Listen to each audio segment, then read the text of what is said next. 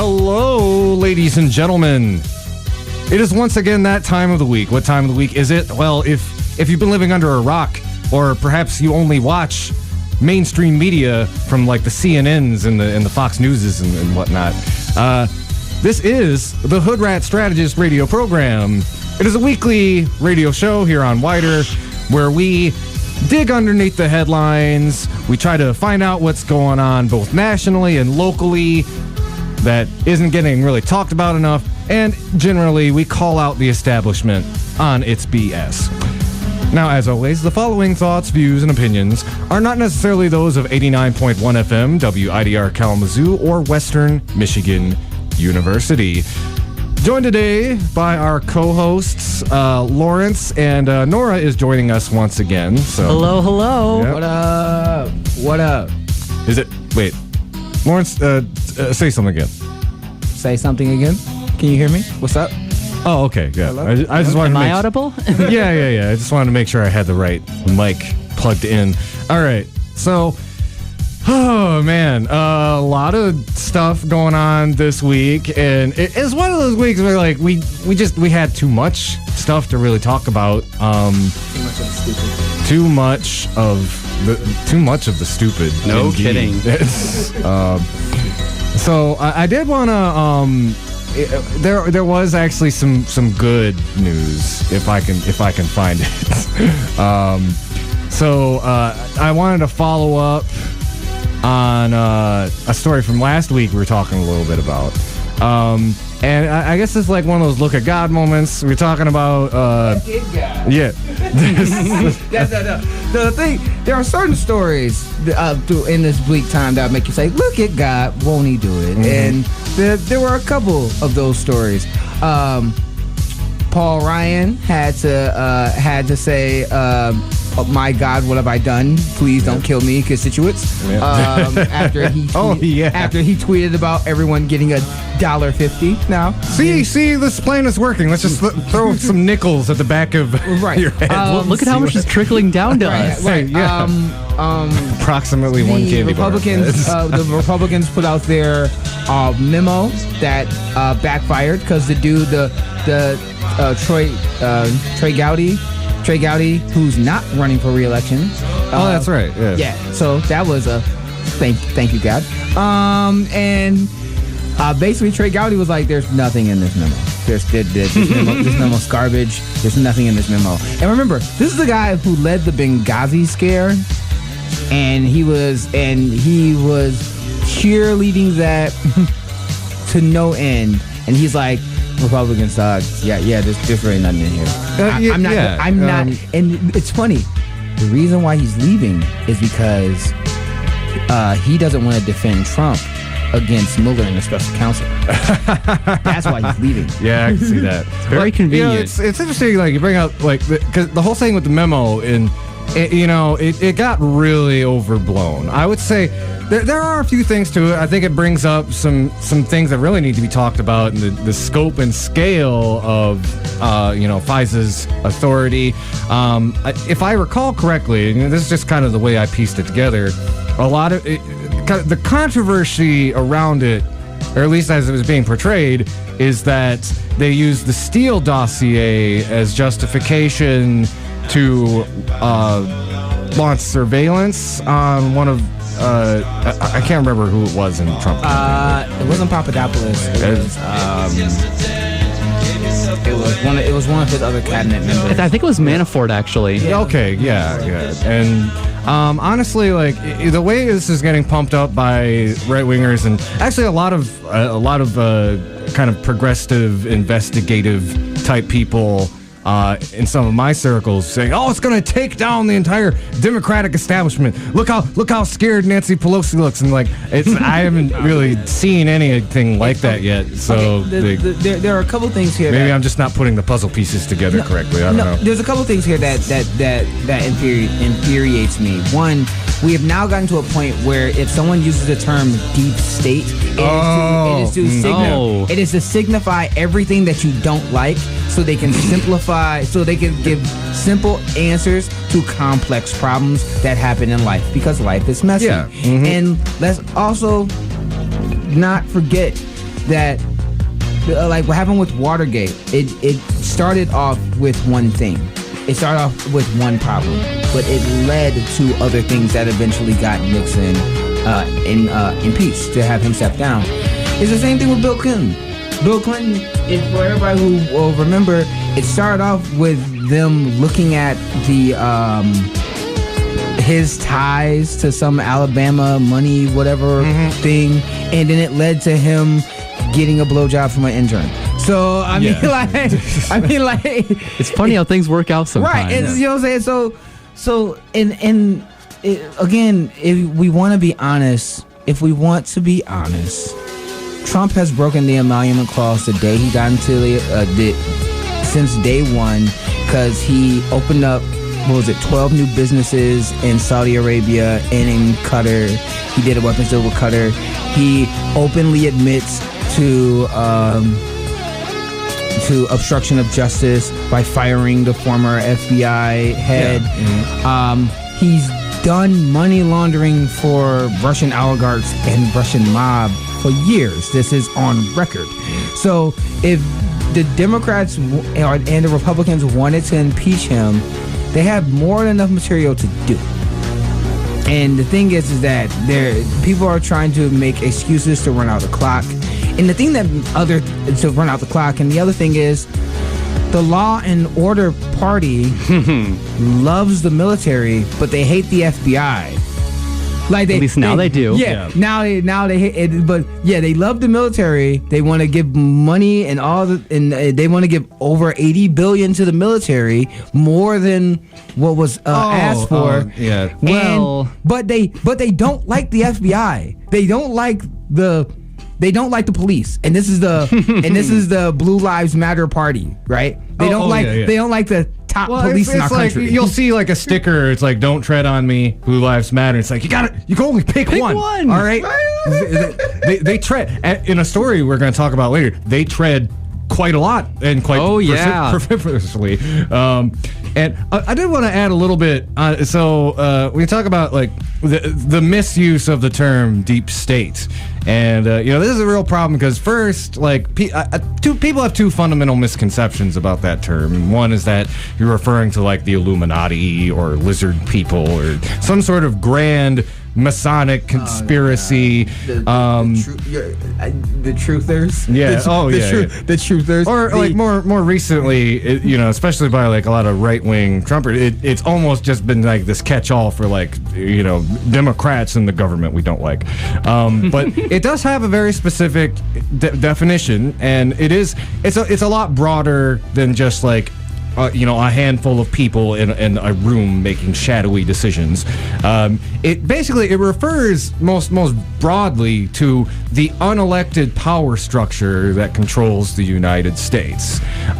So that's that's the military-industrial complex, that's Wall Street, that's Silicon Valley, and it's not that they're all like marching in tandem. It's that they all have converging interests that end up kind of holding a stake and an influence in our government. So, for instance, we talk a lot about the military-industrial complex on the program, and it's not some room full of lizard people, playing Risk, deciding like where we're. It's these defense contractors from Raytheon want us to keep building planes, and there's an oil pipeline in Syria that we would really like to build. It's the fact that you had GE owning Comcast and owning MSNBC at the same time that they were using propaganda to justify going into an offensive war, attacking countries that did not attack us, like Afghanistan and Iraq. Like it's those type of problems, the money and politics that we always talk about. It's the intersection of those issues. One cannot exist without the other, and you're gonna have just to talk about a couple of these topics. We were talking about bright spots, but we went into a dark area. Yeah. but the other thing, just a deep area. Yeah, a deep area. The other part, the part that I want to get at, like to talk about a few bright spots before we get really heavy into some really heavy news. I'm happy that the Eagles won Super Bowl. Okay, I'm happy. Hey, Patriots didn't. Right. It's not that I don't. There's a lot of social justice activists on the Eagles. Yeah. Here's the thing. I don't. It's not that I don't mind. I like Tom Brady. I do. But here's the thing. We have to get to a point where cheaters do not win. And I mean, because Tom Brady was looking at the last election like, Hillary, if you're gonna cheat, you gotta win. You know what I'm saying? Like, come on. Yeah. Don't you see how I did it? Did you not see how I did it?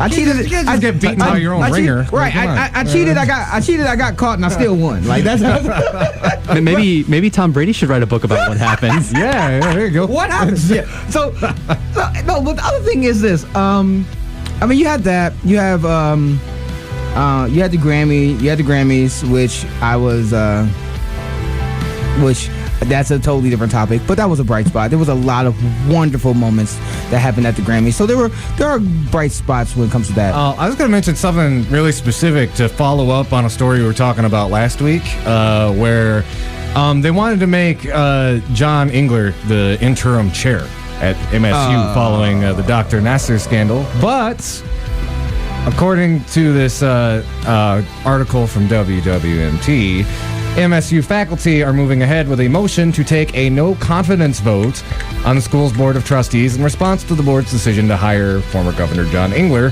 as interim president. Look at that guy. Yeah, there you go. Well, I think it's like, when we were talking about that story last week, we started with a quote from one of Dr. Nassar's victims who was rightfully outraged. It's like, you are going to get like the ultimate Michigan insider to run the university after one of the problems that they kept talking about was like all of these insiders that perpetuated this doctor's nefarious behavior. What was it, like 200 something? Like, you have to have a lot of people be complicit for him to get away with, assaulting that many women. Yeah. He got an extra 100 years for the last set of victims. For the last set of victims. I was sitting there like, Jesus Christ. No, but here's the thing. Like we talk about, it's like what you said. Complicity. If someone's complicit, then they are enabling the problem. So, yeah, your uncle's racist. So, he's used to saying and doing really racist stuff around people, and your entire family lets him do it. No one corrects the behavior.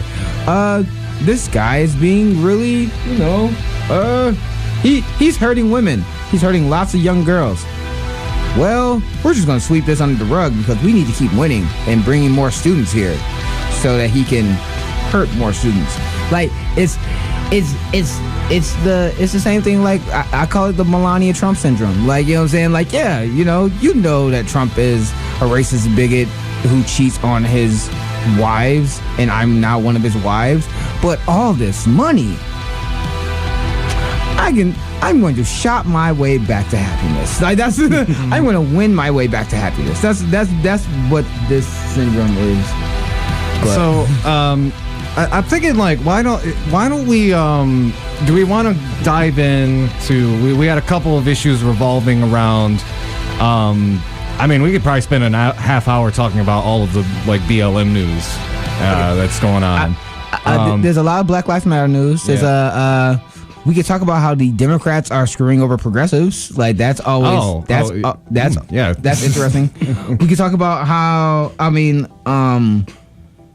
there was a great discussion with Kyle Kalinske of Secular Talk and Cenk Uygur, and they were talking about the whole Russia interference, and they were talking about, and they had a discussion about its direction and its relevancy, and that was a really good discussion. And also, just we could talk about the.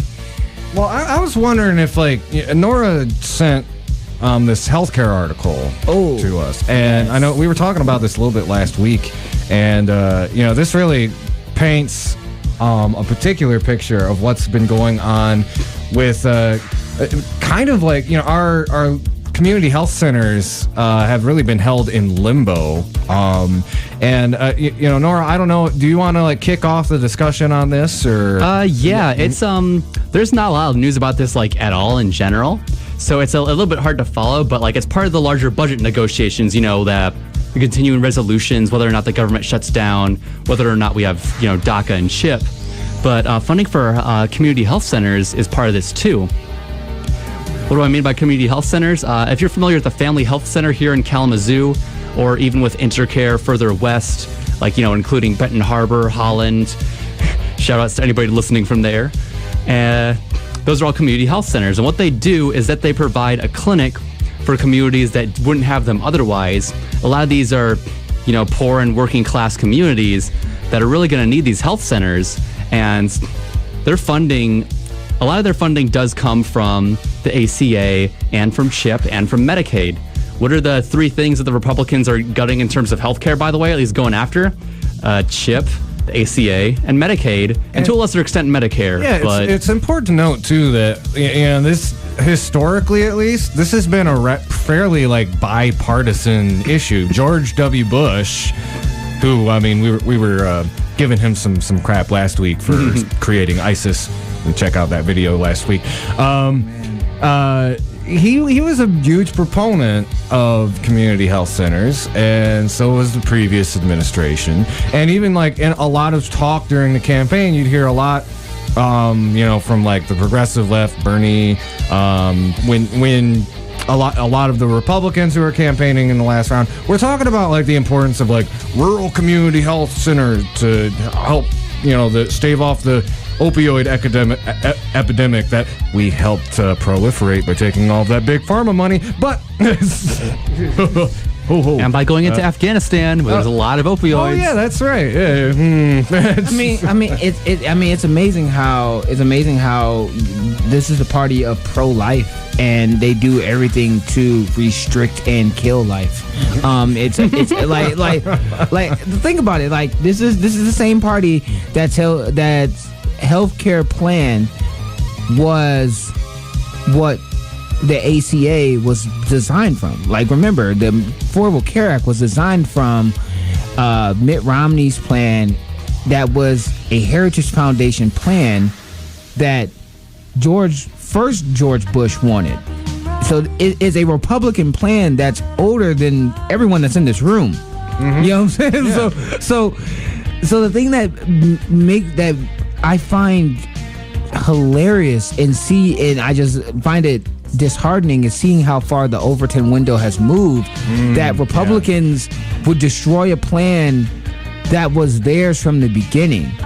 It still keeps the for-profit. It seems to happen with healthcare quite often, actually. Well, that's my point. It's everything that they wanted. You have a private system where everybody has to pay into for-profit insurance to buy healthcare. The free market, because the free market is always is America's God, and the free market will always show you the way of how you should sell your products. Meanwhile, there is no consumer regulation. There is no consumer protection or consumer regulation for the actual customers of the healthcare. And what is a corporation's number one concern? To make a profit by any means necessary. So if I can make more profit by denying you health care, well, don't get sick. If you get sick, die quickly, so we can collect all the money. And the really big problem with this too is community health centers, they are in greater demand than they ever have been before. In 2016, there was a jump in just the span of 6 years. So about 19.5 million people used community health centers in 2010. And that ballooned to 26.5 in 2016. About 200 more of them have opened in just the last couple of years. And the logistical problem, and just kind of breaking down, why this funding is being cut is traditionally this has been paired with the CHIP program, which is the Childhood Health Incentive Program. And in September of 2017, both of those initiatives had their budget lapse, And essentially, they kind of work together so that one program would address coverage and the other access. But now the program basically has to stand on its own, and it's causing a lot of horrible headaches for these community health programs who don't know what's going to happen with their funding. And sorry, go ahead, Nora. The next thing is that for everyone to also understand, because of Trump's tax plan, 3 million people lost coverage. Oh yeah. And like within the lab, like a few days after the tax plan, and like after the State of the Union, some numbers came out, and 3 million people since the State of the Union has lost coverage, and it's projected that 10 million people will lose coverage within the next couple years. Yeah. So, again, amazing. The party that's pro-life, that's supposed to be protecting American lives, and this is the same party that always says government doesn't work, so they do everything in their power to destroy government programs that are meant to help the American people. You know, we can't. It's not really even accurate to call it pro-life anymore, because if they were pro-life, they'd be like organizing around climate change, around stopping the wars, around ending universal poverty. Yeah, around universal health care. They would. I mean, if you're pro-life, you should be for programs that, like CHIP, like Meals on Wheels, like Doctors Without Borders, like FEMA, like all these programs that help sustain and maintain life. Well, like, to be fair, I think like part of that is, and you know, like that is one of my favorite like kind of ways to point out the hypocrisy. You know, you'll see them like outside the abortion clinic. It's like, so I'll see you at the anti-war rally, right? But it's I mean, a lot of it comes to the you know, Republicans, or at least a lot of conservatives I know, they are really hardwired with that like school of hard knocks ideology, which is, you know, yeah, it's to them that's perfectly reasonable. Like, make sure that, you know, the baby is born, and then after that, hey, baby's got to pull itself up by its little baby bootstraps, all right? You know, I mean, why don't that baby get a job? The only reason giving babies all these handouts, right? Yeah, I mean, the only reason you're like this populist revolt is that you know, that we've seen in the last couple of years, both on the left and the right, is like it's taking more and more like upper body strength to pull those bootstraps, and the bootstraps break, and there's some people don't got boots. Yeah, like, let's keep it real. It's the same thing when people say a rising tide lifts all boats, forgetting the fact some people can't swim and some people ain't got no boats. So like, let's keep it. Let's be honest in our situation. Remember, we say this all the time. I say this all the time on the show. Half of over 45,000 Americans die because they do not have access to health care every year. There's still 20 million people, now 23 million people who are uninsured or does not have adequate health care. Half of the country makes less than $30,000 a year, and the majority of those people are single mothers. And to add to that, in their tax plan, they are taking away things that would help those disenfranchised people. So those disenfranchised people have not gotten a wage increase. They do not have adequate health care so they can stay healthy. They're working 40 plus hours a week, and the government that's supposed to be there to help them so they can have a step up is putting their boot on them even more by destroying the things that should help them. All right, Nora, is that? Yeah, I guess you know, continuing on this topic of healthcare, like as I mentioned last time I was on the show, I work at a community health center, so this is like really important to me. This stuff continues. Like, my career depends on this. My coworkers' careers depend on this, and we're not out of tune with it. Like, I think it was on Thursday or Friday, or maybe even Tuesday, we were all wearing red, like to be as like, you know, a way of raising awareness. You know, kind of one of those small things around the office is like, you know, code red for our community health centers or something like that. And we had a nice photo, but that's not the point. The point is, as you know, going back to the fact that too many people in this country are below the poverty line of $30K a year, and that means more of them are going to depend on these community health networks, and so many of them need it already. So there's a lot at stake. I forgot where I was going with this exactly. Well, right. Now I remember. Okay, so the conservative media and Republican ads that they're throwing all over the airwaves and on YouTube are like, oh, look at these tax cuts. We made jobs. We gave people money. But with the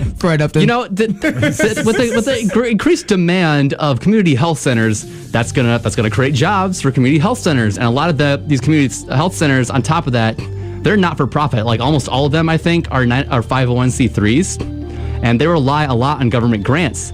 So if they lose due to these tax cuts or more healthcare nonsense, we're gonna see these drop one by one, and they're gonna they'll be under-resourced to deal with the increased population of people that'll need to be going to them. But what you'll hear from conservatives is, but those health clinics give out abortion pills, and those are unholy places, and those are unholy places that do not need to be here because America. And that. Here's the thing. And so places like Planned Parenthood and free health clinics and stuff, these are the majority of the places, these are the type of places that the majority of the country go to because they don't have a primary care physician. Yeah. The majority of disenfranchised people who cannot afford going to the hospital, instead of going to the emergency room, which was what we used to do before the Affordable Care Act, they go to these places because this is where they can get access to the things that they need. So for the conservatives and Republicans, if you're for your communities being safe because they're not riddled with STDs, if you're concerned about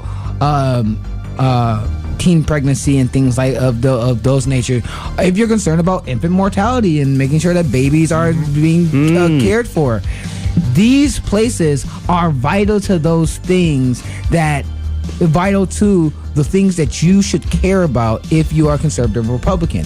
Here's the problem. Who are the Republican representatives getting their money from?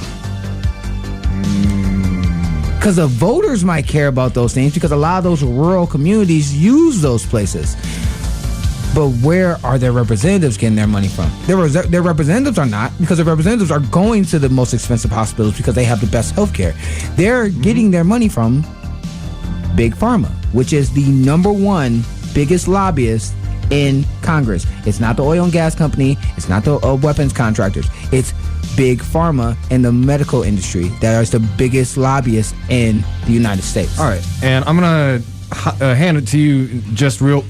I just want to bring up one real quick point, and it's that you're talking about how the Republicans' culpability in basically they've pushed their make the state so small you could drown it in the bathtub fanaticism to the point where they are shooting themselves in the foot in more ways than one. Like this funding that's going to be taken away from community health centers is actually, it's going to have the biggest impact on states, on really conservative states that have, legislatures that have gone out of their way to minimize Medicaid access. Like, the article here talks about North Carolina, and because it's one of 18 states that have really gone out of their way with their conservative legislators to not expand Medicaid.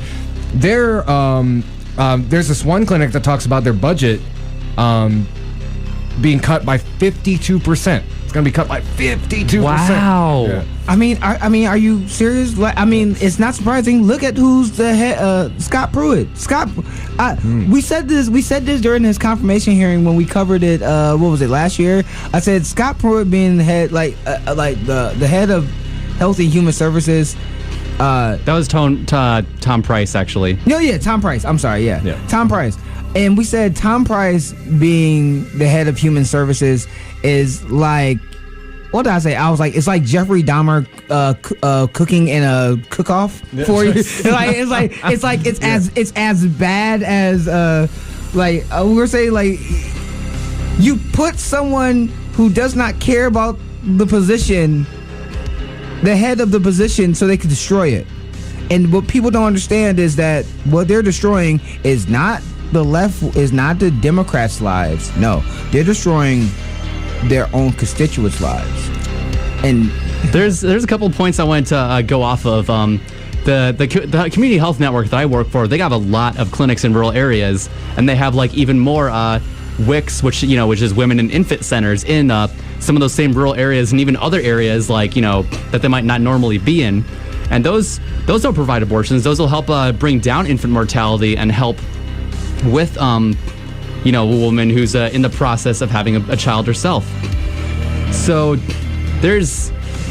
it's hard to emphasize just how important these community health networks are, but this is, and it's pretty clear the Republicans are going after this, but that doesn't mean the Democrats are entirely off the hook either, because when Obama ran in 2008, he promised a public option, which is not the Affordable Care Act. It's not single payer either, but it's like the next best thing basically.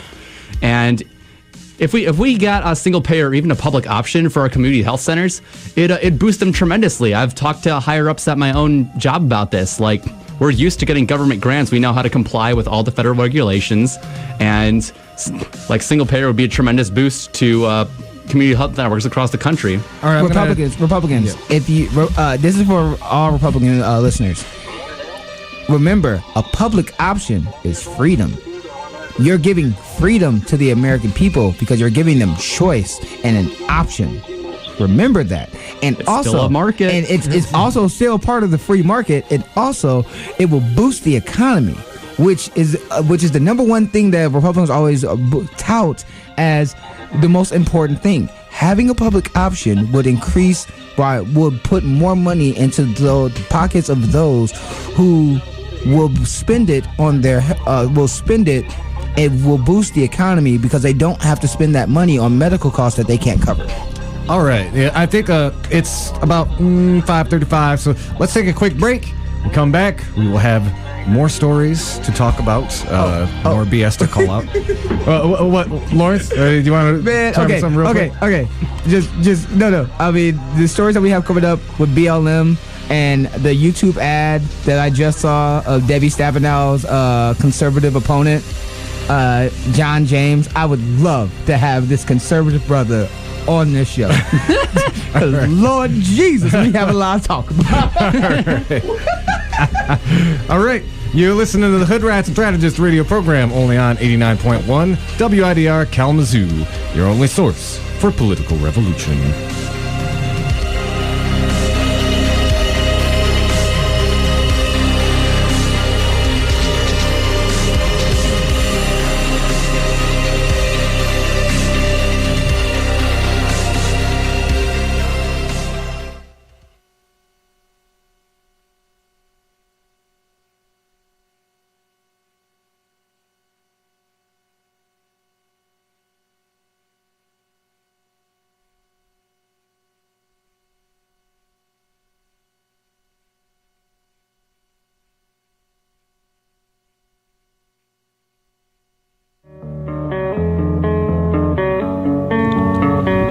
Not be apparent, but hunger is a rather prominent issue amongst the student body of Western.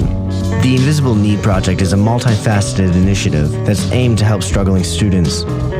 Every 2 weeks, generous people donate their food to the pantry located in the Fawn Student Service buildings or other drop-off locations. All you need to do is grab a reusable bag and grab whatever food you need to help sustain yourself. If anyone's unsure when their next meal will be, or if you have a little extra food you'd be willing to donate, the food pantry is your place. If you're looking to help donate, become a volunteer, or just learn more, call 269-387-4742 or email dosa-inp@wmich.edu for details.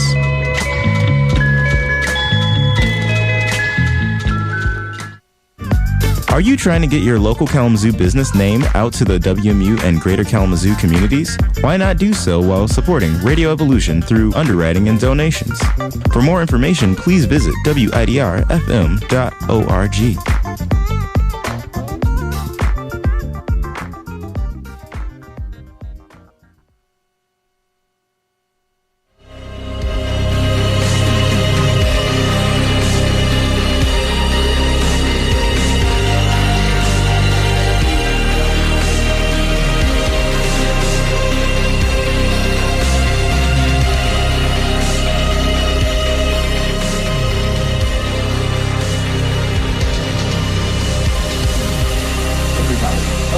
gentlemen.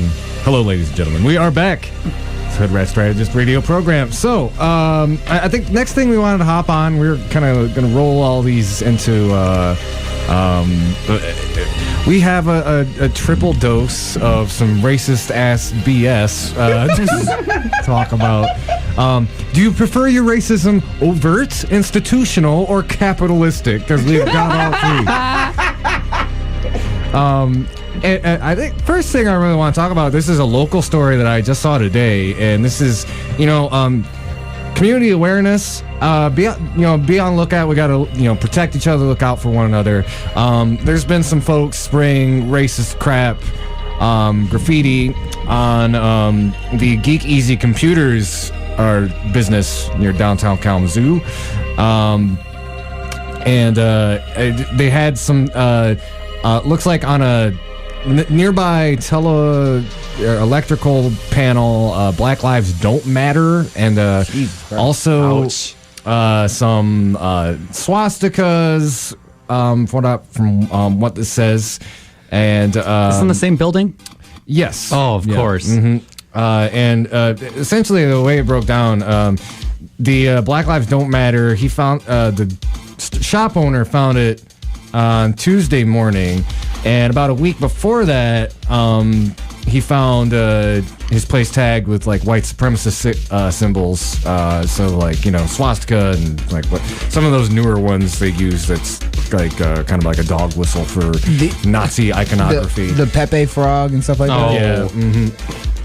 So, I'm sorry, you finish. Oh yeah. So again, a lot of us hang out downtown. Just keep your eyes peeled. This is, it's really unfortunate to see crap like this in our downtown area, and they do it kind of deliberately. They'll come in and put it in a place in the middle of what is ostensibly a pretty liberal left-leaning downtown area to, get a rise out of people and to harass this business owner. Sorry, Nora. So I've been reading a book lately. It's called Stuck in the Shallow End. And what it explores, it asks the question, why aren't more students of color trying to get into computer science or computer information systems as a study? The fact that this was done on the side of like a computer parts store is pretty telling. Because one of the big reasons they talk about is imposter bias. Because a lot of people, they're not necessarily comfortable being in a field that don't feel very represented in. I've had a little bit of this problem myself, also working with computers. I'm a trans lady, and there's not a lot of us in that field, unfortunately. It's full of white dudes, frankly. And so, this sort of, I guess, overt racism, done anonymously, just kind of adds to that. You don't hear that kind of stuff happening in Silicon Valley or other, I guess, tech hubs per se, because those, do also tend to be left-leaning areas. But I guarantee you that whoever did this is probably one of those 4chan Nazis who is probably buying another computer to troll people with after his last one got caught or whatever. Well, the thing is that always makes me laugh is that these type of people, they're quick to do this under the cover of darkness. They'll never do it to people's faces. And these are the same people who will say, "I'm just joking. I'm just trolling, bruh." Why you gotta be such a safe space PC police? Man. This is the thing that makes me nervous somewhat. In fact, what he actually said. For a majority of America's history, Black lives did not matter. I was like, all right, he's being racist, but whatever.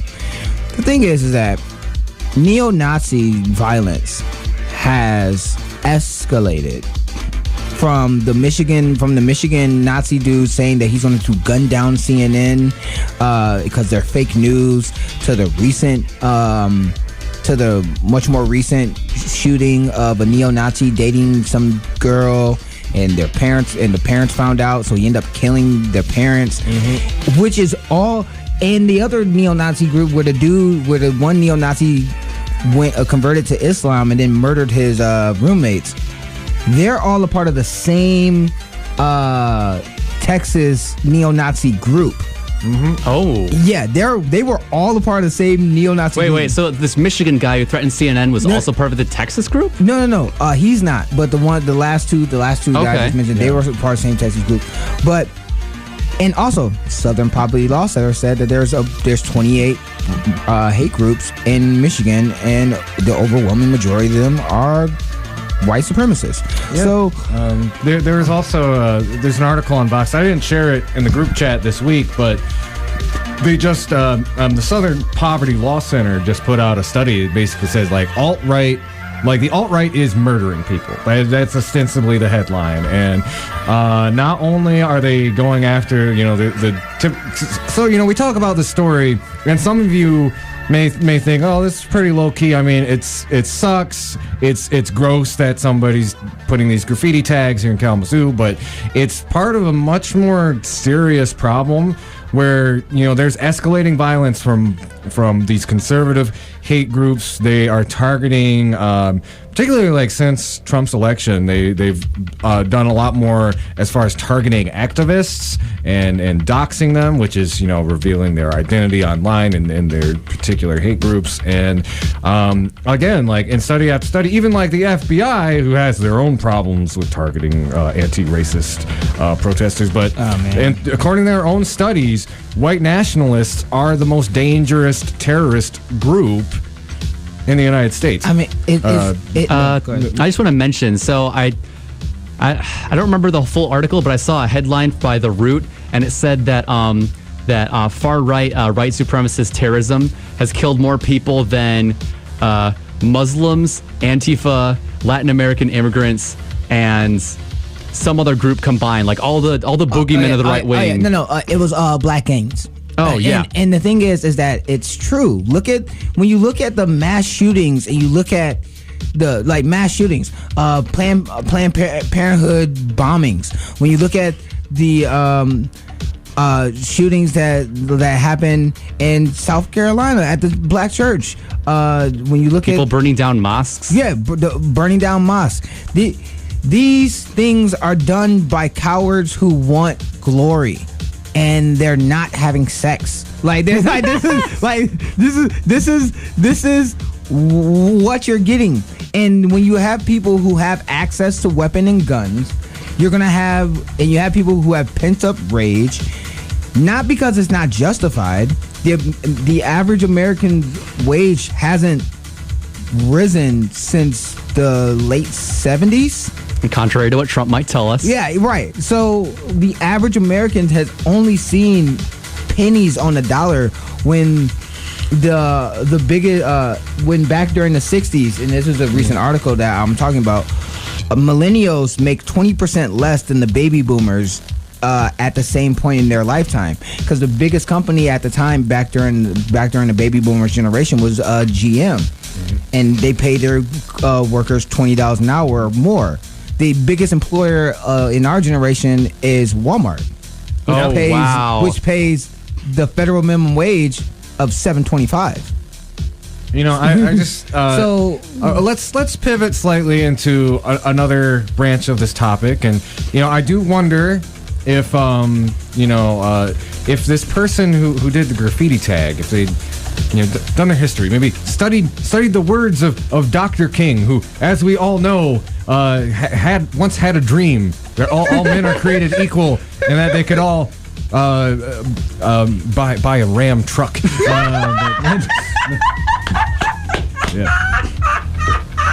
I feel like why stop there? I just think it's like just Malcolm X is in the next one. It's awaken the black masses with 5-hour energy drink. Oh my god, dog! They're gonna have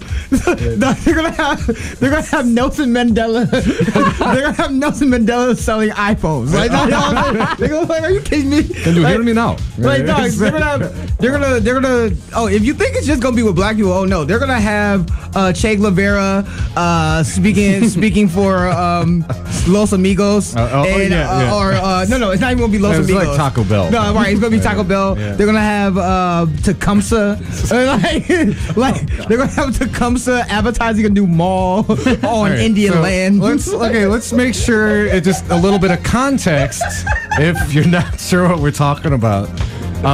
So the Super Bowl last Sunday,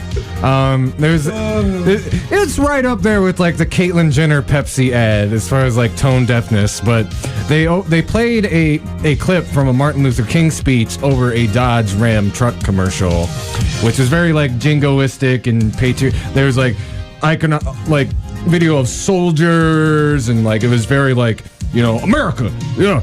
Which, again, a couple weeks ago, we were talking on MLK Day about how, like, you know, Martin Luther King was anti-imperialist, anti-capitalist, and it's pretty. He was a democratic socialist. Yes, he was a democratic socialist. So it's pretty gross and ironic for him his speech to be used in such a manner. And in fact, that very same speech. I mean, it's like you can't make this up. I don't know, Lawrence. Do you want me to read this bit from his speech, or please do? Okay. So, in the very same speech that they used a clip from in that truck commercial, Martin Luther King also said, "Now the presence, and we see it everywhere, this quest for recognition, and we join things, overjoin really, and we think that we will find that recognition in. Now the presence of this instinct explains why we are so often taken by advertisers. You know, those gentlemen of massive verbal persuasion, and they have a way of saying things to you that kind of gets you into buying. In order to be a man of distinction, you must drink this whiskey. In order to make your neighbors envious, you must drive this type of car." Or truck. If you want to be attractive in love, you must buy this kind of makeup. So, again, Martin Luther King in the same speech, and there's a video of that part of the speech being dubbed over the commercial, which is absolutely hilarious. Oh, right. You should go see it. You should go find it on YouTube. The thing that makes it just so tone deaf. One, it's multi-layered. One, this video. The commercials at the Super Bowl have gone through committees. They've gone through survey testers. They've gone through all this planning. So you have all this tone deaf white people sitting in a boardroom saying, "Yeah, let's use Martin Luther King to help sell our vehicles that the majority of Americans cannot buy." So a man who was for a universal minimum wage. Is universal basic income. That's a little bit different. Basic income. And fun fact, universal basic income would not only help get rid of poverty in America and help get rid of homelessness in America, the majority of people who got universal income probably still wouldn't be able to buy a car. So for them to use Dr. King as a part of his ad, again, what is next? Are they going to use what's the Holocaust girl who Anne Frank? Yeah, they're gonna use Anne Frank. They're gonna use Anne Frank in the Avon commercial. What is next? A couple decades from now, Chelsea Manning's gonna sell us pickles. Oh my God! I was thinking I felt like, you know, it's like, why not just make an ad with like Marsha P. Johnson, and she's like, you know, before I started the Stonewall riots, I wanted to make sure that I looked I was going to make a cover girl joke, like makeup commercial or something. I wanted to make sure that I look like a brick. Yeah. And they're going to have that music playing in the background. Yeah. A brick. That's right. Yeah. But stop. Okay. So there's something. Okay, so we're talking about like they're certain. I'm sure there was plenty of, you know, tone deaf white people in the process of making this commercial, but like. One thing, I watched a Democracy Now! A clip that, like, you know, discussed the same topic, and someone in Dr. King's estate had to approve this for it to be used, because, like, if you have, like, someone with that level of fame, whether it's in activism or history or anything else like that, like, their descendants, their family is going to be very protective of their copyright and their legacy. So it's Martin Luther King's speeches are not public domain. They probably won't be for a couple more decades. And of course, his own children are very protective of his legacy, and they own, the rights to that. So at some point, one of them, I don't know who it was, and I'm not like trying to point fingers either, had to sign off on that. Not only that, that same clip of Democracy Now, like later on, King actually talked quite a bit about cars even after the point that Andy just read in the article, which it kind of like, you were talking about this in Martin Luther King Day earlier, how people just don't understand what like he really stood for. But this is like taking it to sort of comical levels. Like you can't make this up. Like I also want to point out like that with the nationalistic imagery behind the whole commercial. Like Dr. King was not a nationalist either. He had a very internationalist mindset that even a lot of people on the left might still lack, because I think one of his quotes was, because of all, I'm paraphrasing very much here, but because of all the stuff that comes from around the world, like our soap, our food, our bicycles, whatever, like we're already beholden to like half the world when we get out of bed each morning. That's another big reason why he like spoke out really hard against the war in Vietnam. He didn't want to see our fellow man getting butchered by our own government overseas. I mean, it's one of King's big one of my favorite quotes from King that's always being used, that injustice anywhere is a threat to justice everywhere. And he was and as you clearly said, like he cared about human beings. And yes, there were some people in the Martin Luther King state that had to sign off on this, so they probably thought this was a good idea. I guarantee it was not the majority. Like it was not the majority at all. But here's the thing. We have crazy racism. We have crazy outrageous racism in our own city. So for those who did that nut job garbage, I say to you, if you are that strong in your beliefs, put it out there. Come have a town hall and let people let your voice be heard. Let people know. You don't have to hide in the shadows. You know what I'm saying? Let people know that this is how you feel. Now, I will remind you that the internet never forgets. So if this is you that's doing this crazy racist stuff in Kalamazoo, don't be shy about it. You don't gotta be shy about it. Take the hood off. Let your hair breathe. Are we gonna have crazy, more tone deaf racism in our commercials and stuff? I mean, we just had a story with a black kid who had a hoodie on that said the coolest monkey. Oh my God. Coolest monkey in the jungle. Like the hits keep coming. Real quick, got handed. This is a very pertinent quote from MLK. When machines and computers, profit motives, and property rights are considered more important than people, the giant triplets of racism, extreme materialism, and militarism are incapable of being conquered. So, I'd like to see that in a Dodge commercial. Right. One thing I want to point out relating, Dr. King's message to what the auto industry is doing right now. Like, take Detroit, for example. Detroit, Motor City. It's got the highest percentage of black people in any other city in the country. It's also the most segregated city in the country. And it also has really, really terrible public transit. Like, you can tell just by coming there for a weekend. Like, you think all those things are a coincidence? Like, the car companies there want to sell all the cars that they can to whoever, which is another reason why, and I can rant about the car industry all day and the car insurance industry, why auto insurance here is so prohibitively expensive to a lot of lower class people that live in Detroit and elsewhere. I mean, it's also the auto industry is one of the biggest components to people like Tesla, because they look at Tesla because Tesla is competition, even though a lot of green vehicles are helping to fight against climate change. You also have to take into consideration that a lot of those areas that are near Detroit are some of the biggest polluted areas in the United States. Oh, yeah. And they're not doing enough regulation to keep the people that live near those factories healthy. So, I mean, it's it's a multi-layered. When we look at racism between the redlining of segregation, between the reallocation of funds that comes from our taxpayers, the incentive of these companies paying a living wage to those black and brown people, or hiring those people. Yeah, I mean, and also not just hiring them to be factory workers, but hiring them to be higher up in the company so they don't have ads like this. You know what I'm saying? Yeah. So they could stop that garbage. All right, hold on. So our next guest is outside. So this is a good time because I have to go. Oh, okay. Well, all right. I do have some final thoughts.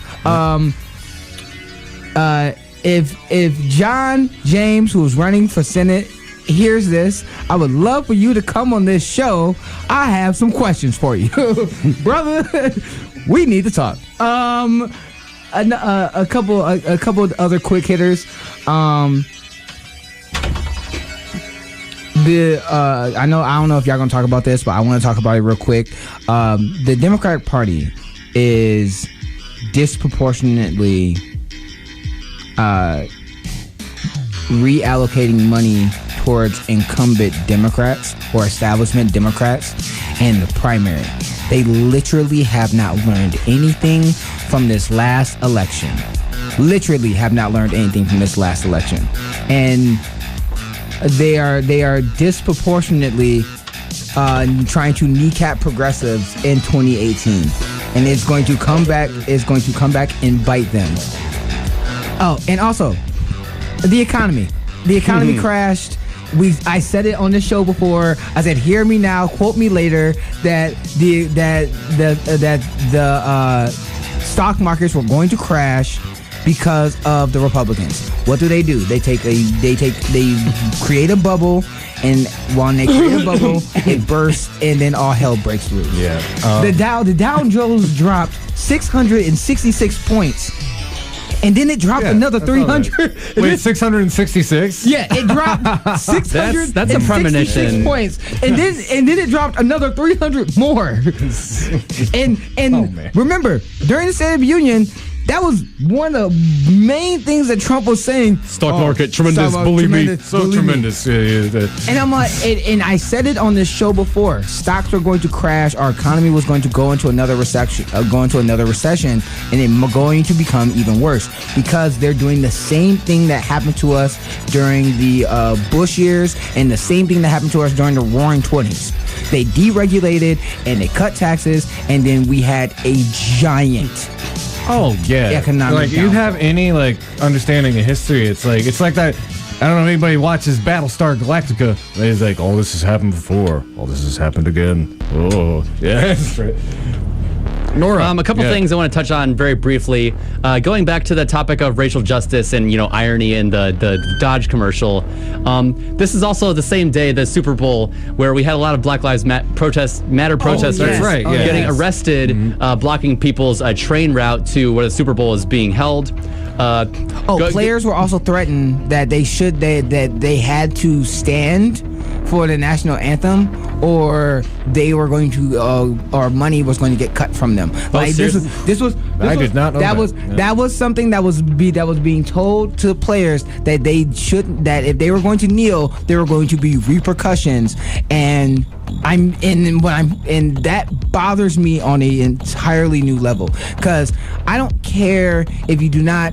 We can disagree on policy. Me and Tom Brady isn't going to agree when it comes to political positions and or policy. But if I am a player on the Patriots team or on the Eagles team and I want to kneel during the national anthem, then I have a right as an American to do so.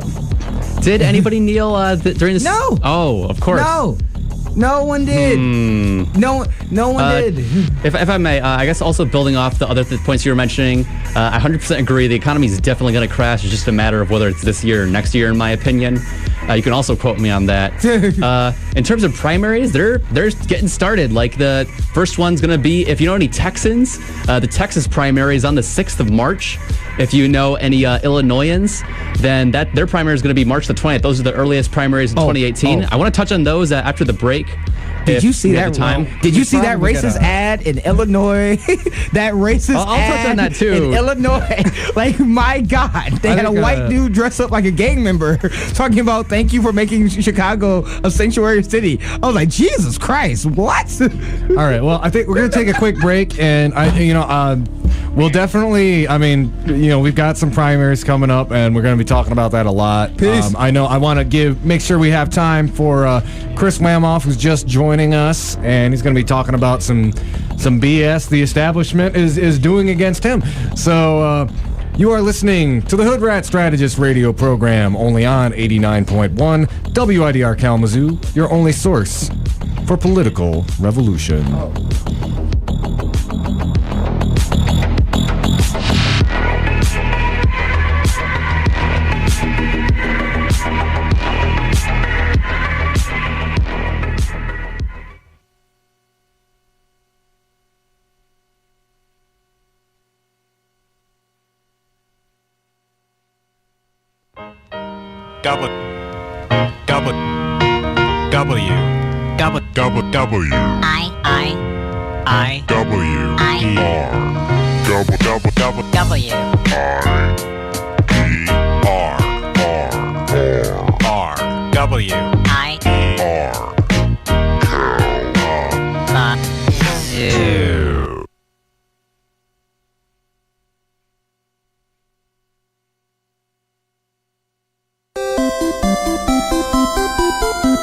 WIDR is proud to be supported by Pedal Bicycle.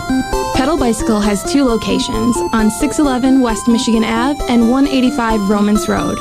More information can be found at pedalbicycle.com.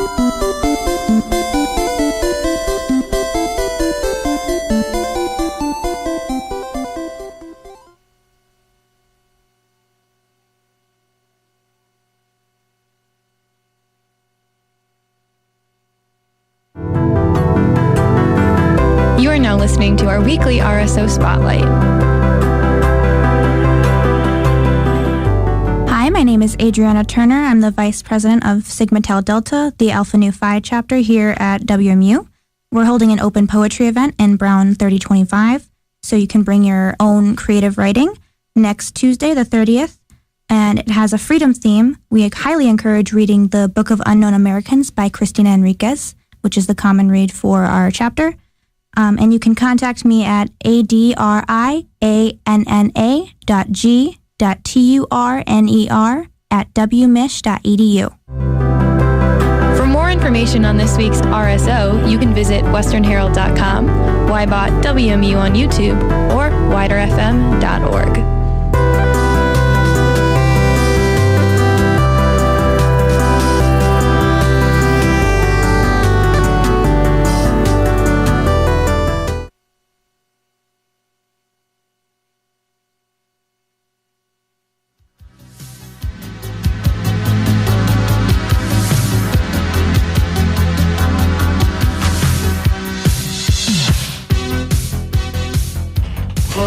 All right, ladies and gentlemen, we are back. This is the Hoodrat Strategist radio program, only on 89.1 WIDR Kalamazoo. So we're joined now by a dear friend of the show, Chris Wahmhoff. He's been on the show before. He's a radical of the highest order. He most recently ran for mayor against Bobby Hopewell, and really more particularly against the 2 rich white bills who own the city. There's been a lot of recent developments going on with you, and I think I invited you on the show to kind of highlight some of them, because it sounds a lot to me like somebody who's been very loud, who, there's a lot of powerful people who maybe like you to tone it down a little bit. Right, God, thanks for having me, man. Currently doing one of the least exciting protests I've ever had, because I'm sleeping in a van outside of City Hall, and I'm doing that because I'm currently homeless. I've been homeless since January 11th, and I am homeless because City of Kalamazoo condemned my house without due process on January 11th after losing electricity from Consumers Energy for 2 days. So, out of curiosity, so, you know, the way that this typically goes is that they are supposed to give you, you know, a heads up, a warning ahead of time. And as you told me the other day, your power being cut off and the condemnation of your house happened within about, 48 hours or so? Yeah, it was a little bit over 48 hours, but less than 3 days. Yeah. Even the electricity, it wasn't from a defaulted bill, but it was from an investigation that they started, not concluded. So with the start of their investigation, they shut off my electricity, and then less than 3 days later, the city condemned my house, making me a person I take care of, homeless. When I tried to come back the following day to get things, the city had showed up after I came and got the first round, and then called the police because I was there. I'm also supposed to be able to come and get my things, and there's a police report that can show all of that. And I think an important part of this is not necessarily the house, but it's what was happening at this property, and maybe more so the property across the street. Is we're working on a program called Edison Ducks in a Row. Now, what that program is we work with the EPA to take essentially food waste or recycled product waste, and we turn that into a kids program. We do housing products, and then also we also get these birds for kids to play and learn about. And the whole idea is to teach them about farming. It's also the therapeutics of hanging out with these birds, specifically ducks. Yeah. And basically, to make it more specific, this was in the Edison neighborhood, which, for a little bit of context, that's one of our more urban, low-income neighborhoods. It's where I grew up, but it's a place where generally, like, the kids who grow up there don't really have traditionally access or experience with, barnyard animals, and that's kind of part of the educational platform of your program, correct? Yeah. It's even 2 years into it still seems insane to me to say this, but like there are people that learned that the ducks and sometimes chickens lay eggs through the program in our neighborhood. Mm-hmm. And this is something that also has had a lot of scrutiny from the city, specifically the city zoning department. And this condemnation comes 1 month after talks broke down with the city zoning department, who was stopped this program from happening. And that, with this point, a lot of the things with the house are going to go to my lawyer and go to a legal realm, and we'll see what happens with that, because it's more of insurance and claims at this point. The program, however, at this point would be completely zone compliant. The plans that I've gave the city of Kalamazoo, they still told me that I need to go in front of a zone board to get a variance because of the birds, because of the way the city does the zoning. And just real quick interjection. For those of you who don't know, this actually related to some legislation that was supported by both Fred Upton and Debbie Stabenow, that basically makes it a lot more difficult to have kind of rural farm-type animals in an urban setting, which, as I stated several months ago on my show, is don't agree with. It's bad. It is bad for small farmers. It is bad for local agriculture, and it's bad for educational programs like the one that you're doing down in the Edison. And It's unfortunate. Everything's recycled from the program down to the building, which would have one of the hurdles that I went through. The last hurdle was they told me if I was going to make a duct program, I also had to build a house. So when I gave them plans for a house that was made recycled, that would need utilities, I got no communication. In fact, the next communication I got from the city zoning wasn't even a warning. It was a condemnation on my door when I arrived home from work. Now, you see, that's part of your story that is very interesting because for those of you who don't know, the specific kind of structure that Chris is talking about, it's an earthship house. And I recommend Google it, DuckDuckGo it, really.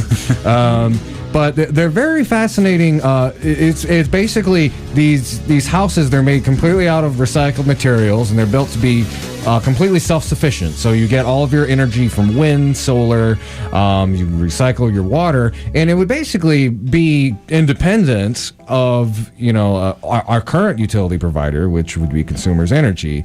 And I thought this was very important because, this is a discussion that's had in a lot of environmental circles around here. I know there's a lot of people in the Vine neighborhood for years who've I've talked to about, the potential of these kind of structures in the city. But you mentioned, do you think there's a correlation between you talking about that and the fact that consumers seem to respond so quickly and also most likely I'm sorry, I'm kind of rambling on, but yeah, if you could kind of speak to that. I find it unique, and I'm interested. I definitely want to do some requests. The investigation, they said, was that the name on the account had a social security that was fraudulent, and this person has been in mental health services for the last 20 years. So that was pretty insane. For those of you who don't know, I also work in the mental health field. You need to have all the paperwork, and they have all of it. So and when it goes through the scopes of the Michigan state government, and they say it's not fraudulent, and then Consumers does, I certainly think it's fishy. And legally, I have to be careful about how much I say about that right now. Yes. But I certainly. I certainly am going to be doing some FOIAs and want to see if there's any patterns that form between consumers and all of this. Absolutely. I'll put it that way legally. I kind of want to broaden the scope of this too. So I mentioned at the start of the program, this kind of and what I've said, it's like you've kind of been the recipient of a lot of institutional harassment, and I don't think it's an accident that you're one of the city's most outspoken activists, and you've poked a lot of beehives full of owned by very rich and powerful people. So I was wondering if you could kind of put it in that broader context of other issues you've had with the city, and also kind of the activist work you've done that's been at odds with a lot of the power structure in the city.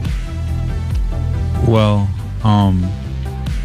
I guess how I would answer that is I do buck against especially the local power here, because power corrupts, and if especially with things like a lot of money, those things get to your head and they get away from you, and if you start out as a good person, you can slide off the track really, really quick. It's really easy to happen to people if your motives aren't about saving the world in the first place, and it's just about doing more for you, and you have a lot of money. That's even worse. The reason that I'm willing to do these beehives, and just like right now, why I'm sleeping in my van in front of City Hall instead of just dealing with it, is because I am not the only person. If you look at, just review the articles and the opinions that citizens have of their city, in this city, in our neighborhood, the things that people are saying about the city zoning they're calling them thieves and robbers because they're taking their land to make a new police station instead of using all of the vacant land. Not this last city commission meeting, but the city commission meeting floor. Literally every single citizen comment was about the city zoning. And there are these huge people that are lobbying, and they've got all this money. and it filters through our local politics. You have to look at things like super PACs. We don't talk about them enough. You have to look at where this money is at, and that's how this plays out into a local role. It may be city zoning that's condemning my house, but there's a whole bunch of people that stay a whole bunch richer if earthships don't become a thing and they never get in city limits.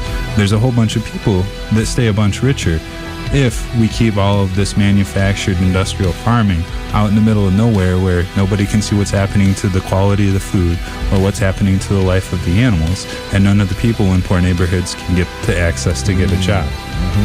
There are things that this neighborhood program can do to change the scope on the local level. If we start taking these ships and putting them in cities, these earthship houses, Kalamazoo can actually realistically talk about ending homelessness, not just because of the capacity to be a building, but because of the lack of money it takes to run them. Once you build them, they're done. We can seriously talk about affordable housing, but there are people who pay our politicians and our city zoning that would lose a lot of money if that doesn't happen. And so my protest is simple. I'm going to stay in front of City Hall. I don't care if it's 0 degrees. I don't care if it's -20. If it's in a van, if it's in a tent. I want an opportunity to go in front of the zoning board of Kalamazoo for this program, the one that I've given them copies of, and I want my neighborhood, the 300-foot zone of people that are supposed to be the input that says whether this is okay or not. I want them to be the ones that decide. And I want people to understand what this genuinely is that I'm trying to do. Because once that happens, the city is out of excuses. They're out of excuses now. That's why they can live in my house and stop talking to me. Because this is about money. And, out of curiosity, I remember several weeks ago, you went to a county commission or city commission meeting to talk about this program specifically. And from what I heard from every commissioner, they either wanted more information, but they are all generally supportive. Now, have you heard anything from the city commission since then? Do you think that it's something that they can actually rally behind, or were they just kind of blowing hot air? No, I can't say that for all of the city commission, but certainly for Shannon Sykes, she's been diligent. When she found out about the condemnation, she followed up on that. Even today, she was letting me know that she's been reaching out to the city. And the crazy thing about this is the majority of the city commission is also in favor of this program. And multiple, 4 city commissioners at this point asked the city management to follow up on this and to work things out. Despite so far Shannon Sykes' best efforts, Commissioner Shannon Sykes' best efforts, nothing is figured out. It's not on the agenda. They haven't been ready to bring that back, and I haven't gotten a response to any questions about it since December 8th still. So if anybody's listening, if you think this would be a good program for Kalamazoo, I encourage you to call City Zoning, Peter Eldridge. He's the City Zoning supervisor, and he's the man that stopped talking to me in December and was supposed to help me get on a zoning board so that the community can weigh in on this. So I call City Zoning, ask that, for the March that I get on this board. Is the city zoning guy, is that an elected position or is that appointed? How do we hold this person accountable for his actions? Well, I went to city commission so far because that's really the only place you can really go. The problem, in my opinion, a lot of problems with the city is almost the entire city management from the city manager down are in-house appointees. There is no elected official in control of our zoning right now, and I think that's a lot of the problem. And it kind of branching off of zoning, and I know we've had some conversations about it, but you said, it's not just you. Do you think that there's an aspect of kind of selective enforcement when it comes to these zoning problems, particularly on low-income working-class communities like the Edison neighborhood? Well, how I would answer that is if you look at, we'll just take Pfizer for instance. Starting in, it was either 2008 or 2010, we gave them a $90 million tax break that kept on going. We renewed it just this year, while everybody else in Kalamazoo is getting an annual 8% water rate hike. They are not. Also, with the BNR park that they just put up, they got a $12 million tax write-off for that as well. When they get all the tax breaks, somebody has to make that up. And that comes in the form of neighborhoods like North Side, East Side, and Edison, because people there are poor. They can't go get a lawyer and fight it.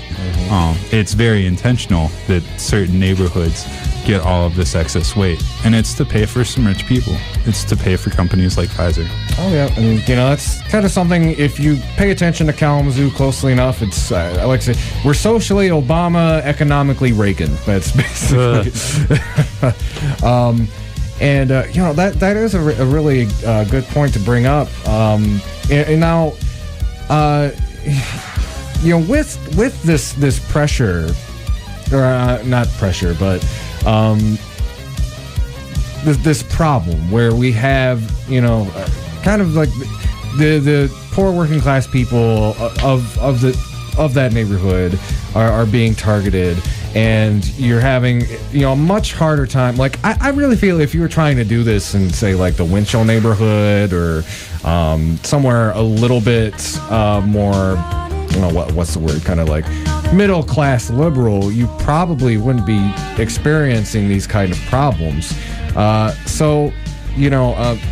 you talk a little bit more about like the importance of what a program like Ducks in a Row means for low income working class neighborhood like the Edison? Well, it's that's a lot to fit. I mean, I don't want to try to speak for the neighborhood or nothing like that, but I know when I get to be there and I get to let the kids see the ducks and things like that. There are kids that we come to the house, and there were at one time we had 10 birds that kids had adopted them and named them, and they were coming every day, and I would give them an egg.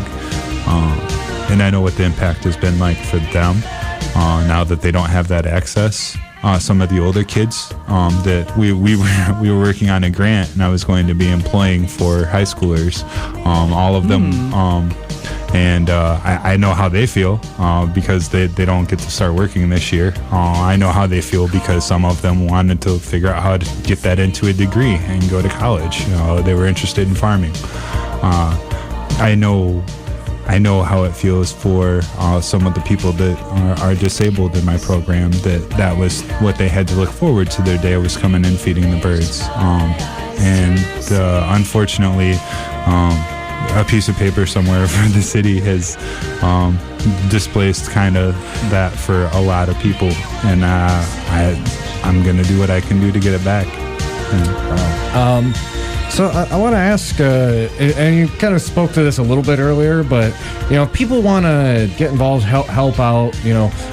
What would you suggest people do to help you out with your protest, or help the program? And, who should they call? What kind of resources do you need?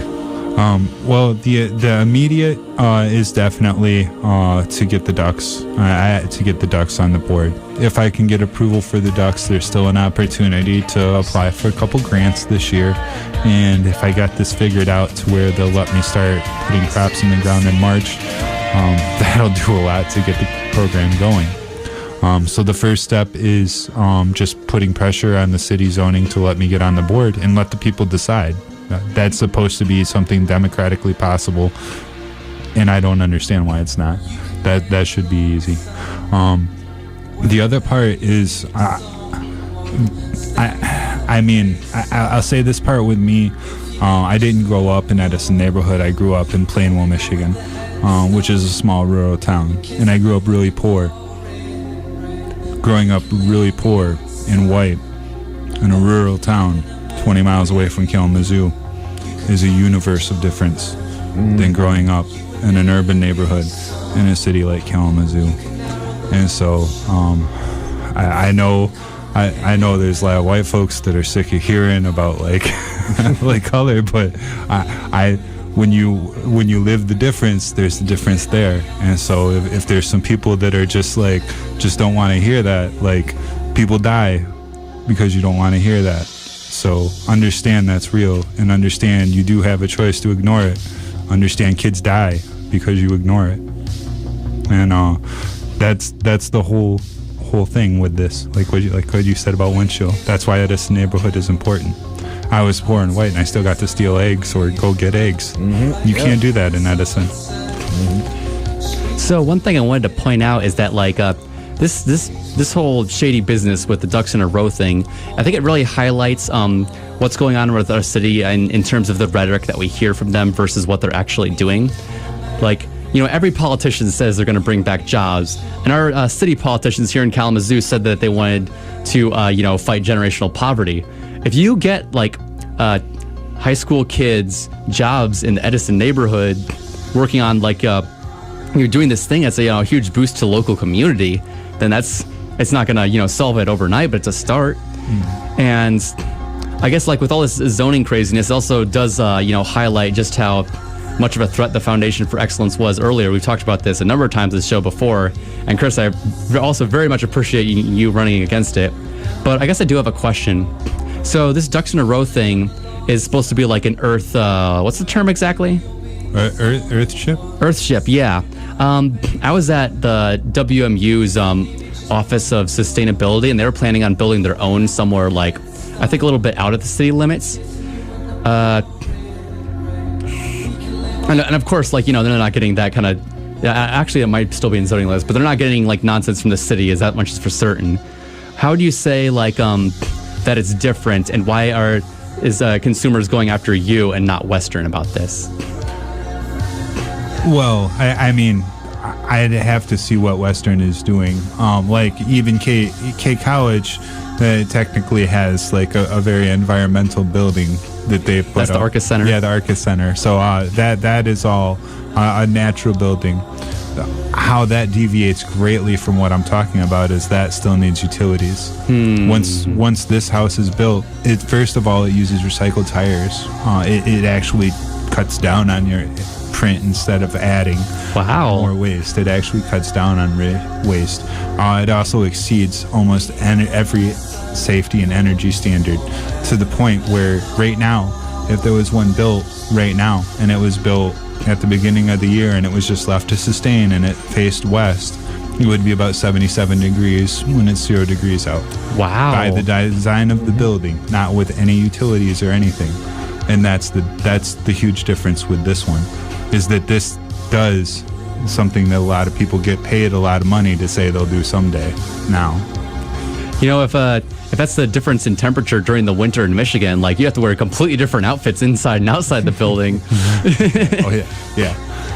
And I would encourage anybody who's more interested. You can find resources about Earthships online. And actually, I'm having a brain fart because there's a Google recycled tire house, or Google Earthship, or just Google energy efficiency house. There are thousands of them. They've been around for decades, and if you can get them in city limits, they do a lot of good.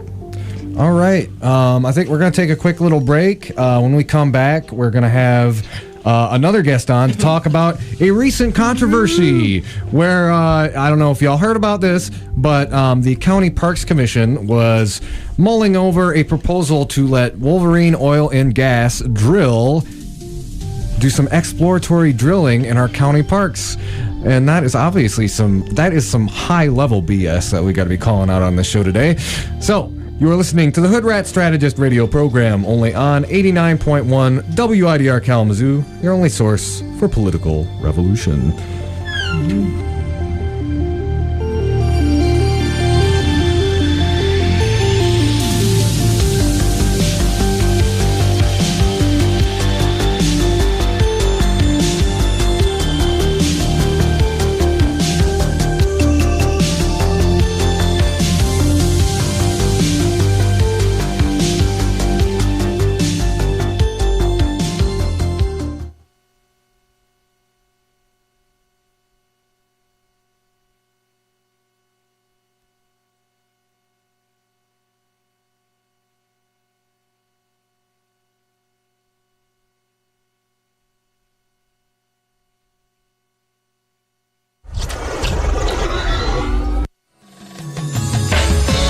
Alvan Humane Society is a non-for-profit, no-kill animal shelter that has been serving Allegan, Van Buren, and surrounding areas for almost 50 years. They are hosting their CARES Fund Drive and are over halfway to their $500,000 goal. Alvan can currently house around 30 dogs and 100 cats. Money raised from the CARES campaign will go to build a new shelter, which will expand this capacity by 20%. Alvan Humane Society has 20 dogs and 40 cats that are microchipped, spayed and neutered, and fully vaccinated, ready for adoption right now. To adopt a pet, donate to the CARES Fund Drive, or find out more, feel free to visit them on the web at www.al-van.org.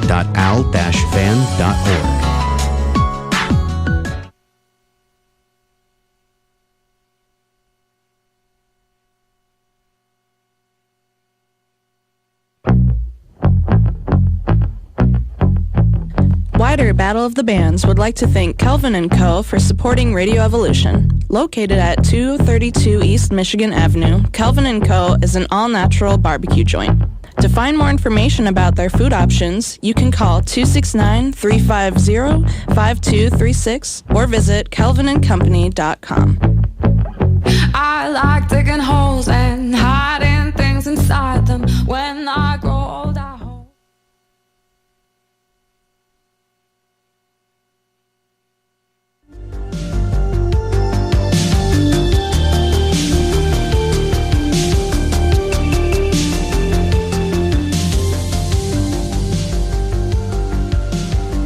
Ladies and gentlemen, we are back. This is the Hoodrat Strategist radio program, only at 89.1 WIDR Kalamazoo. So, we're joined out by another guest, and it's somebody I reached out to because, one, they've really been on top of this since this news story dropped. They're one of the foremost experts on... an expert in anything. Corporate environmental shenanigans or tomfoolery or what have you. Here, I'll drop the context on everyone real quick, and then we can kind of dive into it in a little bit of greater depth. But as I said before the break, the County Parks Commission recently had a vote on whether or not to let Wolverine Oil and Gas do exploratory drilling at one of our county parks. And let me...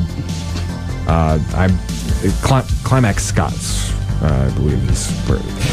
Anyway, the original vote was 4-4, which is pretty amazing that it would even be that close, considering this county's history with oil, Enbridge.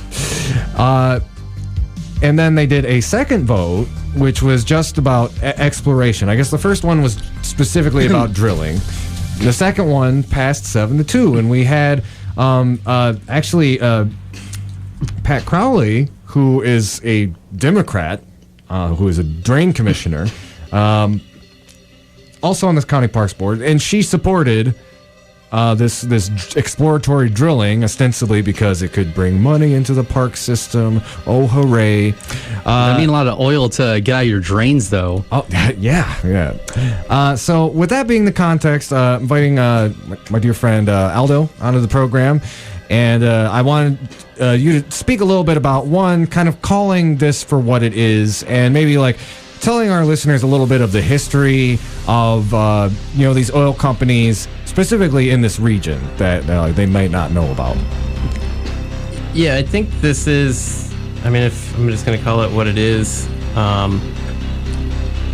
then my terminology is going to be controversial until I define it.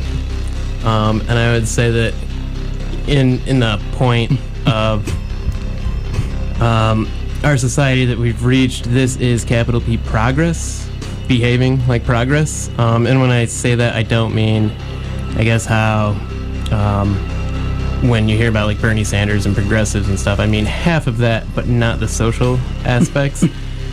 But the social aspects have a lot to do with it. So what I mean specifically is techno-industrial progress. In order to sustain the type of society and the organization that we live in, we have to import raw materials to centers of industrial production, commodify everything, create a consumer culture, and just reproduce that daily life. And what is happening now is To have this happen, you have to go through a process of enclosure. And what I mean by that is taking the land and creating the social dynamic where people are enclosed to only certain avenues of land. So whether it's through private property or state-owned property, the access to land is limited to the general population, and access is granted to actors, whether we see them as good or bad actors, that are defined as legitimate by those who have power over the land. And so with the oil in the parks, this is just pretty standard stuff. I guess it's going to be kind of hard to talk about this and fit into some FCC box. But as long as you don't say any potty words, and that can be hard for the rest of us on this show too. This is a bunch of doo-doo. Yeah, it's a bunch of doo-doo. So did anything I just say make sense? Yeah, actually. I mean, we talk a lot about that kind of show. It's that kind of thing on the show too. Is really try to talk about like this is the skeleton of the capitalist system that we have in this country, and I think it's important to always interrelate what's happening locally with the broader overall structure of why are we in this situation where, because like the absurdity of it, and I really can't underscore this enough, that we're still talking about oil exploration in a county that suffered one of the worst inland oil spills in American history. There's literally when I was at Standing Rock, one of the things they talked about was when initially the tribal government didn't have a problem with the pipeline. It was the actual people of Standing Rock who really kind of rose up and pushed them to fight back against it. And one of the case studies they pointed to see like what can happen when these pipelines leak was the accident that happened right here in our own backyard. It's really important fundamentally to understand why from like kind of a macro perspective these corporations have the ability to come in here and persist in their demand for extraction, even in areas where we've seen like the worst case scenario unfold before our very eyes. Yeah, truth. And so like you said earlier, when you're kind of giving the rundown of the basics of the scenario, the vote that happened in January at the Parks Commission meeting was to drill, and this is like based on like 3 or 4 people posting on Facebook who are involved in the government, and they all kind of differ in various ways. And then in February it was a testing only, and what that means is that they would run a seismic testing or a seismic survey, which they've already done in most of the land down in Scotts and the Climax area. They just did a 9-mile track of seismic surveys utilizing the roadways. A lot of the residents down there wouldn't let them on their property, so they had to run a perimeter near the road. There was actually a resident who came to speak during citizens' comments about exactly that, and it was really interesting to hear about from him and several other residents that these Wolverine people, they come in and they are very, very persistent about leasing your land for exploration and drilling, and he described how like they tried about 5 different times to lease out the land from him, and then they set up the seismic equipment literally like right across the street from him to the point where it's disrupting his property. And they'll do it with either explosive charges or what they call a thumper truck. Mm-hmm. And what they want to do is create little miniature earthquakes, basically, which, by the way, the fault line down there that caused the earthquake 2 or 3 years ago is a mile from Scotts Mill Park.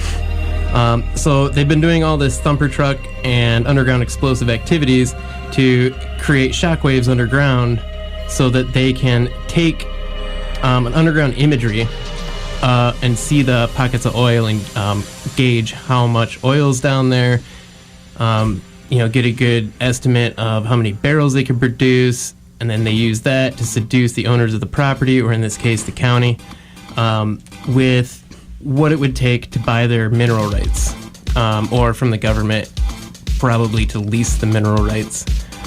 So if if they get the testing done, then they'll have the information they need, which I thought was interesting that Chairwoman Moore in her YouTube video was the whole like county transparency video she's going to start doing.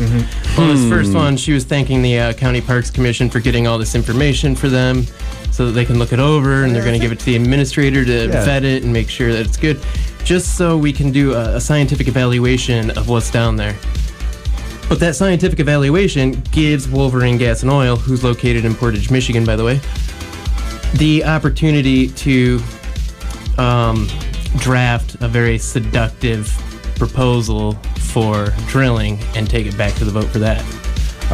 Nora? This isn't the first time that like Wolverine has, wrecked pollution in West Michigan in the first place, because this might be a different company by the name of Wolverine, but I remember hearing them polluting somewhere close to around Grand Rapids, real close to where I grew up. Oh, that'd be the Wolverine tannery. Oh, really? Yeah, different Wolverine boots. Okay. It was the tannery where they that's an interesting coincidence, though. I'll point that out first off. Yeah, but there was a Wolverine diesel line that spilled over in Van Buren County in 2017 June, and it spilled 8,400 gallons of diesel fuel. Oh my God! And the report the company gave to the news, I think it was Wood TV8, was that the farmer had ran over it with a piece of equipment, causing it to break. But it was an 8-inch pipe, leaked for hours. It could have been anything that caused it to break. Yeah, and I don't know. I wasn't out there. Okay. So I guess going back to your point on like so-called technological progress, it's not as if we can't, like, I don't know if I'd even necessarily call this technological progress, because it's techno-industrial progress. So you need this industrial mechanism to support the technological gains that we've experienced. I mean, we can't have the technology we have right now without these industrial sacrifice zones, basically. Yeah. Oh, yeah. It is a big problem, but like with fossil fuels in general, it's not as if we can't use more sustainable forms of energy to push whatever we might be like, building industrially or, powering in general. But that's not going to change the fact that we're still like, mass producing things in factories that are going to pollute regardless. Even if you do use recyclable materials, that's got to get recycled, and that's used resources. And there's still going to be these sacrifice zones for them. I guess a quick question I have is, we were talking a bit about zoning earlier. Does county or city zoning have anything to do with what's going on with our with this park stuff, or is that a little bit different? I imagine they'd have to rework something.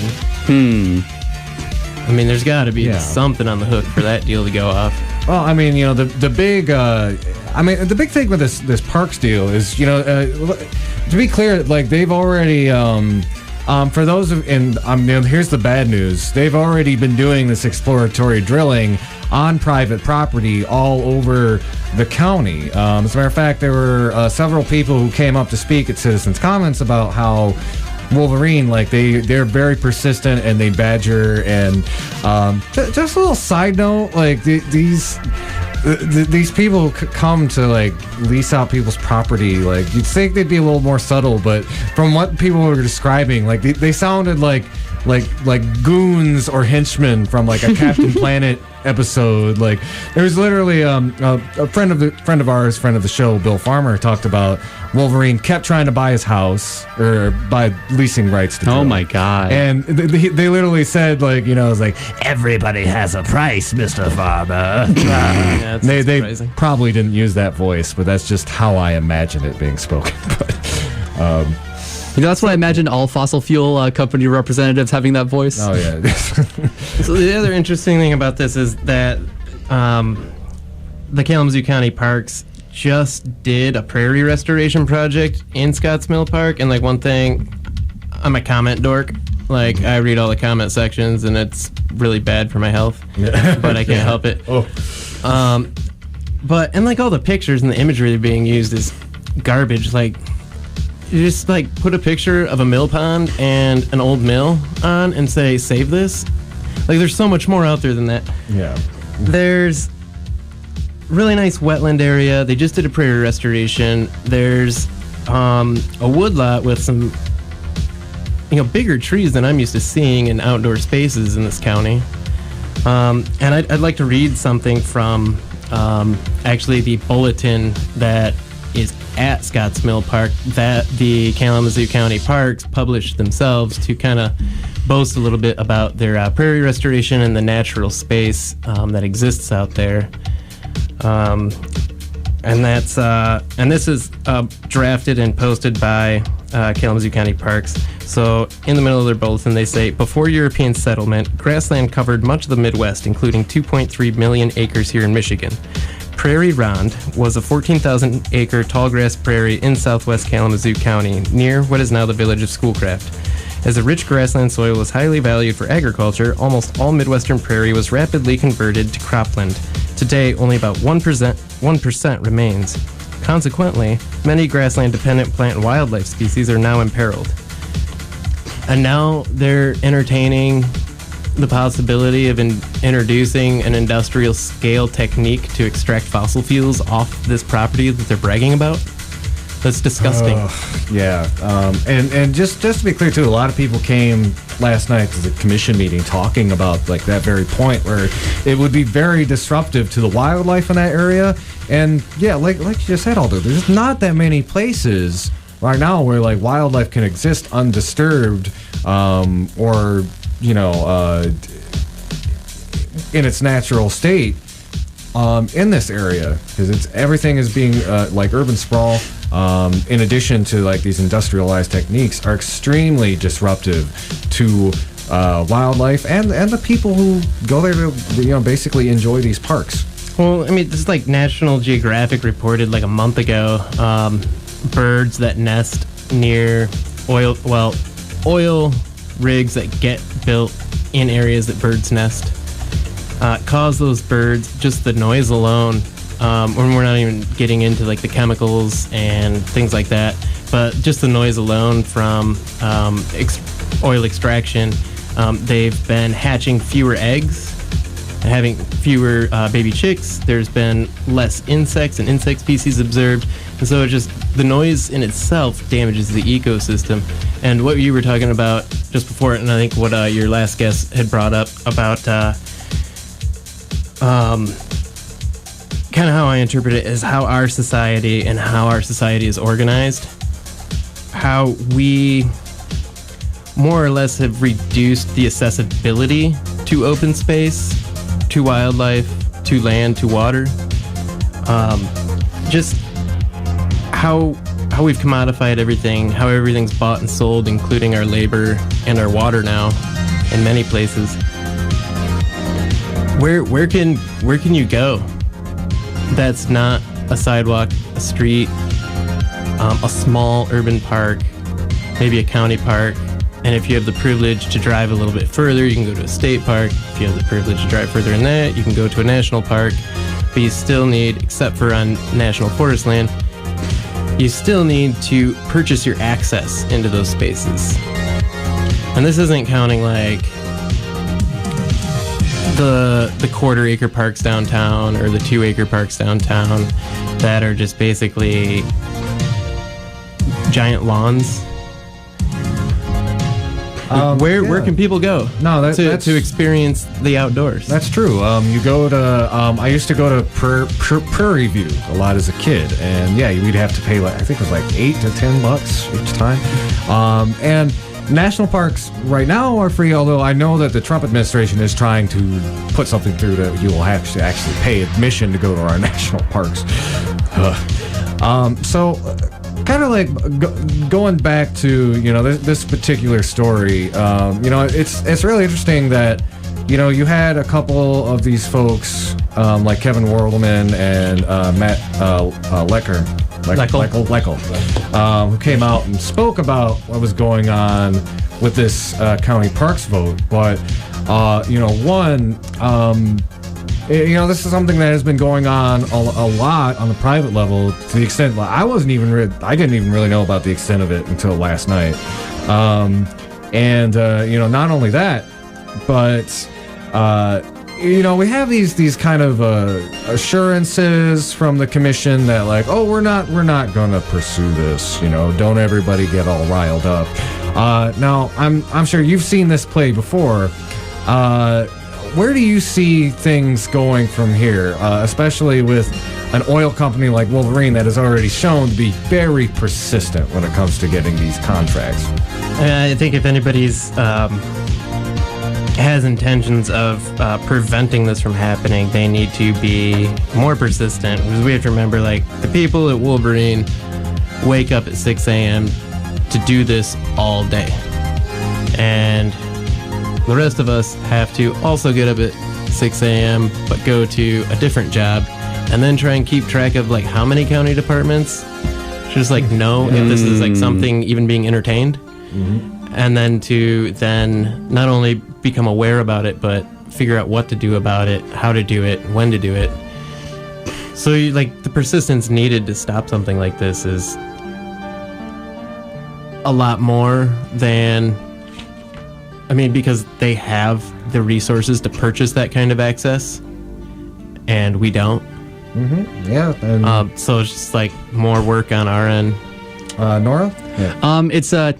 It's funny you bring up the Trump administration's, attack on national parks for, corporate exploitation, while we have like Democrats and Republicans in both, the park commission, whatever, and the county commission that are okay with either exploring or drilling in our own public parks. Like, this is the same kind of like unhinged right-wing commodify everything, who cares about climate change type mentality. Liberals commodify things too. Of course.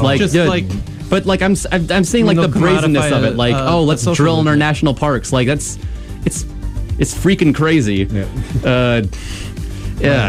And I wanted to know who specifically either abstained from voting or voted for either exploration or drilling on the county commission. As far as I know, the only two no votes were Leschel and Wurtelman. Yeah. Wow. Yeah. And that's just to make the distinction. That's the Parks Board. The actual county commission. And again, like their explanation yesterday. And granted, I didn't see Stephanie.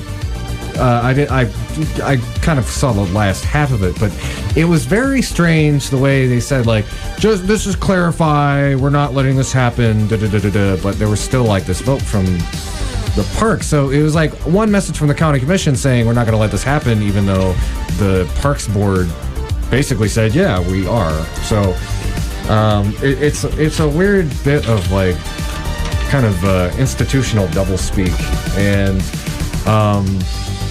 I kind of want to. So I heard there's some people working on a moratorium to ban this kind of activity in public spaces. Yeah. And just discussing this kind of behavior in public spaces should be the taboo. Like, sleeping in public spaces has become a taboo to the point where the authorities will come and mediate your interaction with the land like that, to the point of throwing you in jail. But entertaining this idea of treating land, public land in this way isn't a taboo and is like getting normalized is incredible. Who has the money and who has the power? Yeah. Yeah. Oof. So like, was the county vote that was 4-4 then? Was that what happened? No, that was okay. That was the first vote about drilling. So did the county like do anything?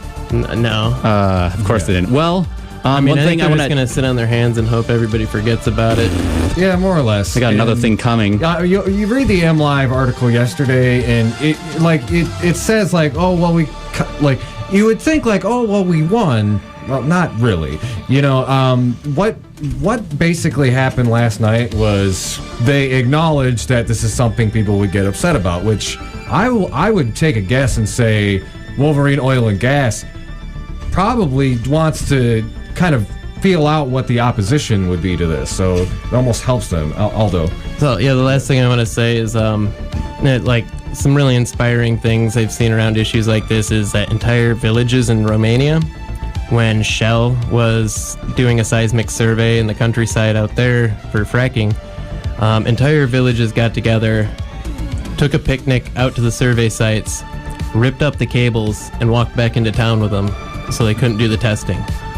So, I mean, people do that as a community building exercise. Yeah. And that's Not bad ideas. A pretty cool news story in the past couple of years.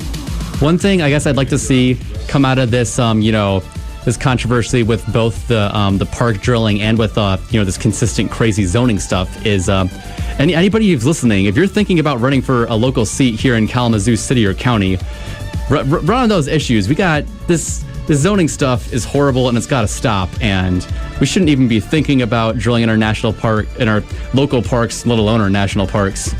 And I've never wanted to get rid of a drain commissioner so badly. I'll say that much.